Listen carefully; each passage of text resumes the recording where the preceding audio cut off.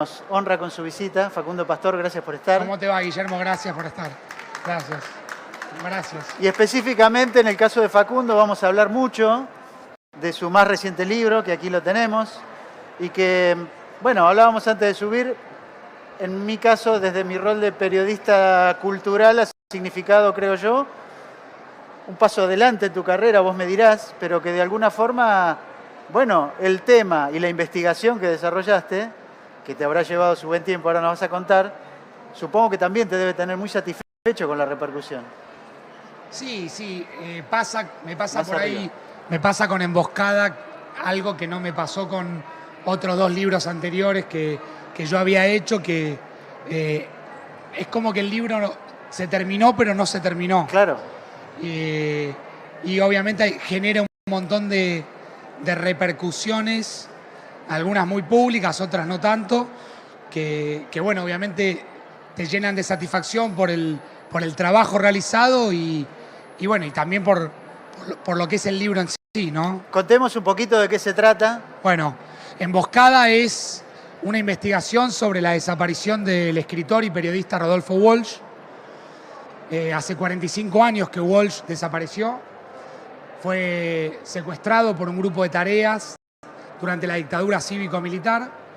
La primera parte de Emboscada trata efectivamente sobre la desaparición. Y la segunda parte, si bien el libro no está estructurado en dos partes, es más una búsqueda, tiene que ver con la búsqueda de los cuentos inéditos que el grupo de tareas le robó a Rodolfo Walsh a las pocas horas de secuestrarlo y asesinarlo.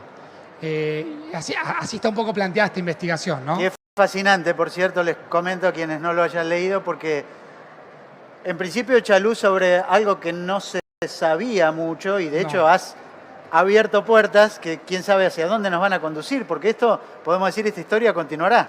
Bueno, pasa eso, como yo te contaba, Guillermo, le contábamos también a la gente, es un libro incompleto, es una investigación abierta, y no siempre pasa eso, a veces uno le pone punto final a un proyecto y siente que ese proyecto terminó. En este caso, yo cuando le puse un punto final, sentí o pensé que acá estaba comenzando algo nuevo. Por supuesto que la mayor expectativa que ha generado esta investigación es que pudieran en algún momento aparecer algunos de los documentos o los papeles que los marinos le robaron a Rodolfo Walsh, que no serían, digamos, para mí, sino para la familia y para todos los lectores argentinos, porque creo que el aporte que Walsh hizo a la literatura latinoamericana fue muy grande, y un poco ese es el propósito del libro, ¿no? Claro. Bueno, eso es lo primero que te iba a preguntar, que es ¿por qué Walsh en este momento, qué cosa, y si tal vez tenés alguna anécdota para contar de cómo es que surgió este tema, a partir de qué y en el camino en el que te embarcaste? Bueno, a veces los libros surgen de una manera y terminan en otra. Por allí está mi editor, Genaro Press, que fue para mí un soporte importante y aparte confió desde el primer momento en esta historia. ¿Por qué este libro? Porque creo que el periodismo está perdiendo un poco la capacidad de contar buenas historias. Y creo que creo que el final de Walsh y la caída de todo el grupo que rodeaba a Walsh, que integraban el ámbito de inteligencia de la organización Montoneros, era una buena historia para contar. Claro. Una historia plagada de interrogantes, plagada de preguntas, plagada de enigmas que algunas... el propósito es tratar de responder a alguno de esos enigmas y a alguno de esos interrogantes en el libro. Otras cosas, como te decía, Guillermo, quedan abiertas a la espera de seguir investigando y de seguir trabajando para que se puedan responder esas preguntas, ¿no? Es muy impresionante el acercamiento a Walsh, que justamente su texto canónico es Operación Masacre, que es una investigación sobre algo que sucedió. Y en tu caso tengo que preguntarte si tu oficio de periodista y orientado a las cuestiones policiales te ayudó contando con un método ya probado de trabajo como para llegar a las conclusiones o a las revelaciones que hay adentro del libro. Sí, hay un poco de eso que vos planteás. También hay una investigación que fui descubriendo O sea, una de las cosas que más me obsesionaba era tratar de saber cómo iba a contar, de qué manera iba a contar toda la información que iba teniendo y que iba recopilando Claro. en más de, no sé, 60, 70 entrevistas que fui haciendo a lo largo de toda esta investigación. ¿Cómo cuento esto? Eso era algo que un poco me desvelaba, me obsesionaba. Una cosa es contarlo por radio o salir en la tele, Claro, ¿no? Y otra escribirlo. Muy distinto, Claro. muy distinto. Y bueno, a veces uno también arranca este tipo de proyectos sin una idea clara de cómo los va a contar, si bien había una hoja de ruta, lógicamente, y con el tiempo iba pasando que se iban acomodando algunas fichas que me hacían pensar que un poco ese era el camino. Por supuesto que el final del libro tiene mucho que ver con la búsqueda de estos documentos y de estos cuentos, que son tesoros literarios, que son joyas literarias, que obviamente no aparecieron y que yo estoy convencido que alguien las tiene, que esto es algo que repito todo el tiempo. Estoy seguro que los documentos que le robaron a Walsh, alguien los tiene, alguien los conserva, y que sería importante que después de 45 años los pudieran devolver, ¿no? Bueno, el sentido de estas charlas, además de hablar de libros, y en el caso de los últimos libros, es también un poco conocer la historia del lector, el lector que ha sido de niño. Y en ese caso, una pregunta que más o menos repito es preguntarle a cada uno de los invitados cuál es el primer recuerdo que tiene de la infancia relacionado con un libro, el contexto familiar, cosas que te vengan a la cabeza si te pregunto algo así. Mirá, te voy a contar un clásico y algo no tan clásico, pero que es lindo. Mi papá me pagaba, nos pagaba si terminábamos libros, como una suerte de extorsión literaria. Y recuerdo un libro que es la historia de Kon-Tiki, que es la balsa, Sí. como un clásico que en algún momento me parecía, yo era muy chico y me parecía interminable. Y después, un poquitito más grande, me acuerdo de haber conectado mucho con la literatura de Pablo de Santis. Hay un libro que tiene Pablo como autor argentino que se llama Lucas Lenz y el Museo del Universo, que a mí me generó algo, amén obviamente de algunas cuestiones clásicas que nos tocaban obviamente estudiar y leer, por citarte Cortázar, En Casa Tomada, o en Una señorita en París, bueno, en fin, cuentos que son maravillosos y que también creo que alguna vez he leído algo así como que uno a veces va leyendo un libro y no está claro si uno lee el libro o si el libro lo va leyendo a uno, ¿no? Sí, claro.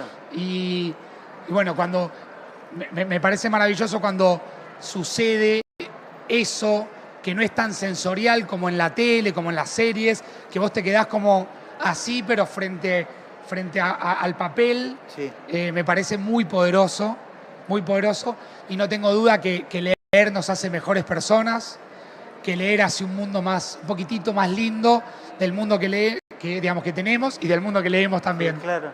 Y asociado a ese tipo de recuerdos, ¿también tenés recuerdos de venir a la feria del libro? Sí, claro, sí, bueno, uno tiene siempre esos recuerdos. Me acuerdo una vez que también vine como dicen los chicos, vine un poco dulce porque mi viejo me habían dado unos mangos de más, y recuerdo haberme obsesionado mucho con cómics y haberme llevado muchas cosas. Creo que fue la primera vez que tomé contacto con, para mí, la novela gráfica más importante de la historia, que es El Eternauta, y haberme llevado una versión que todavía tengo y guardo con mucho cariño, ¿no? Yendo al presente, que no es solo este libro, y a tu actividad profesional, digamos, tengo que preguntarte, ayer estuvo el ministro Filmus, Sí. que había llegado a Israel a la mañana y estaba acá a la tarde, y lo primero que me surgió preguntarle era si tenía tiempo para leer, cosa que te traslado a vos. ¿Hoy tenés tiempo de leer? Sí. Qué bueno. Sí, me obligo, prácticamente no.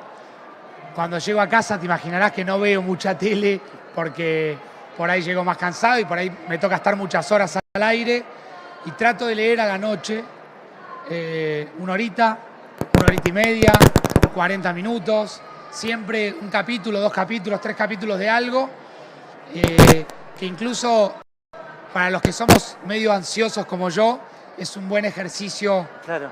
para bajar un poco y calmar un poco el día, Claro. ¿no? Que suelen ser días muy agitados. ¿Y qué estás leyendo ahora?